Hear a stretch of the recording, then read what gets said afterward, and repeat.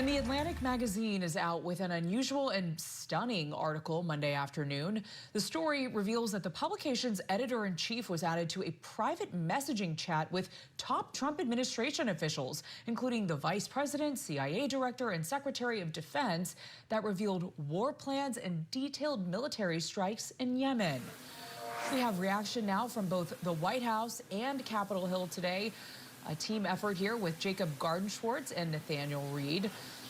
Let's start with the White House. So Scripps news producer and reporter Jacob Gardenschwartz, you're over there. Jacob, what is the White House saying about these messages?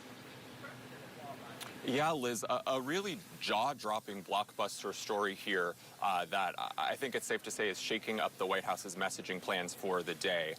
As you mentioned, this is about a reporter being inadvertently added to a secret group chat where top Trump administration officials were discussing classified plans for strikes on Houthi targets in Yemen. We know those strikes went forward as planned last week, and reporting could even see the officials discussing key operational details with, as you mentioned, an outside reporter from the Atlantic magazine. The National Security Council did confirm to Scripps News that this group chat appeared to be real, telling us in a statement that, quote, it appeared to be authentic and that officials are, quote, reviewing how it was that a reporter was added to this chat, but otherwise not commenting on perhaps what is the larger question, which is how could a chat like this even exist? Asked about these, stunning revelations earlier today, here's what President Trump had to say. I don't know anything about it. I'm not a big fan of the Atlantic.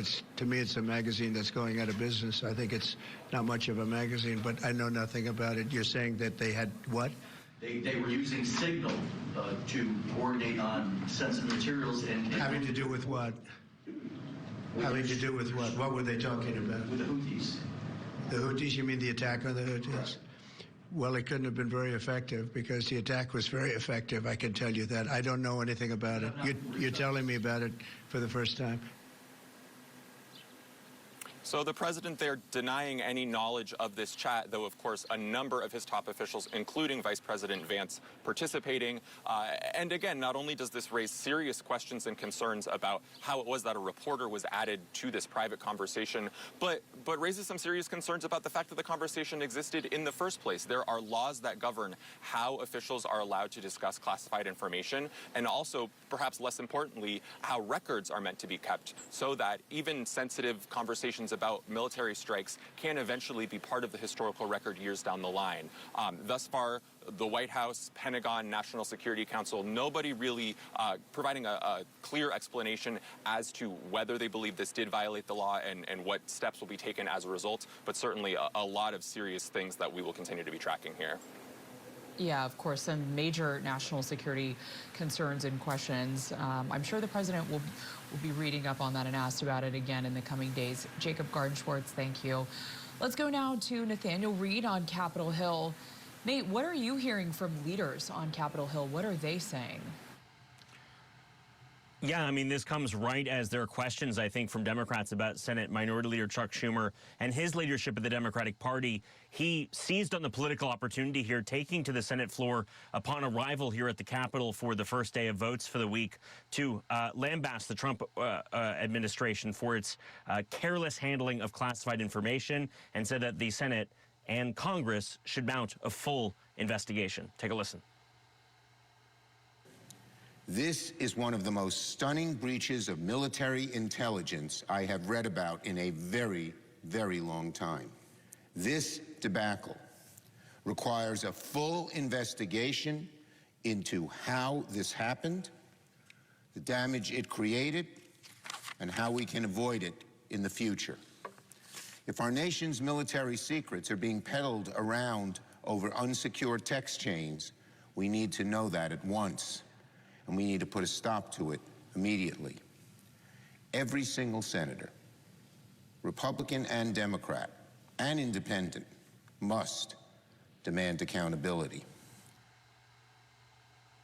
What's notable here, though, is that Republicans not exactly defending President Trump and his administration. Senate Majority Leader John Thune telling us a short time ago that he wants to run it to ground. It was the first that he had heard of it coming off of the Senate floor earlier after his floor speech. He did not mention it like Senate Minority Leader Schumer did. Right now, in the next couple of moments, we're expecting to hear from the House Minority Leader Hakeem Jeffries. There's a very good chance that he could address this as well. We did hear, though, from House Speaker Mike Johnson on his way into the Capitol from that ceremony earlier at the White House with President Trump. He said he appeared to have some concerns with it. At the same time, not to the same level that, of course, we're hearing from Democrats. Take a listen. The administration, as I understand, I just was with the president in the Oval Office just now. The administration is addressing what happened. Apparently an inadvertent phone number made it onto that thread. They're going to track that down and make sure that it doesn't happen again. What you did see, though, I think, was top-level officials doing their job, doing it well, and executing on a plan with precision. That mission was a success. No one was jeopardized because of it. We're grateful for that, but they will certainly, I'm sure, make sure that that doesn't happen. But it talks on signal. They were talking on signal, not in the skiff. I'm not going to characterize what happened. Clearly, I think the administration has acknowledged it was a mistake, and they'll tighten up and make sure it doesn't happen again.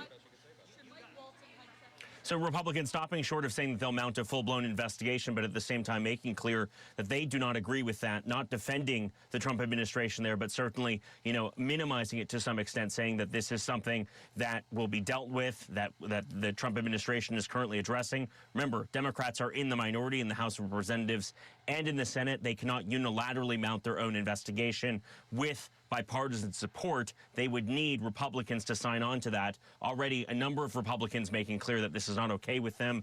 Representative Mike Lawler, the Republican from New York, posting on X, basically saying that he's not happy with the way that the Trump administration handled this and the fact that classified information was being shared in a non-classified setting. Now, up here on Capitol Hill, there are secure compartmentalized information facilities, Liz, SCIFs. They are, locations where lawmakers can meet to discuss classified document like that attack that was orchestrated in the past couple of weeks. So again, lawmakers, not necessarily happy with this. Republicans not exactly defending the Trump administration, but not necessarily taking the level of fault that they could with the administration. Democrats certainly raising the alarm here. It's worth noting, Liz, tomorrow you'll be here on Capitol Hill for the hearing on worldwide threats over here on the Senate side. Certainly a number of the people who are in that group chat are going to be here on the Hill testifying for Republicans and for Democrats. It's only imaginable that this is going to be a center topic of conversation for a previously scheduled hearing, one that otherwise had a lot to talk about. Now they've got a whole lot more to address during that hearing that gets underway tomorrow morning. Yeah, Nate, I think you're exactly right. The timing of this story coming out today and that hearing tomorrow in the Senate, and then also the same people will be testifying before a House committee that's similar on Wednesday. Sure. So it sounds like there will be plenty of time for Democrats to really ask a lot of these pointed questions, perhaps Republicans too. You're right. I mean, we've seen reactions today from Republicans as well on this. Okay, Nate Reed on Capitol Hill. We're going to be coming back to you for more reaction, I'm sure. And Jacob Gard-Schwartz also at the White House. Thank you both so much for your reporting.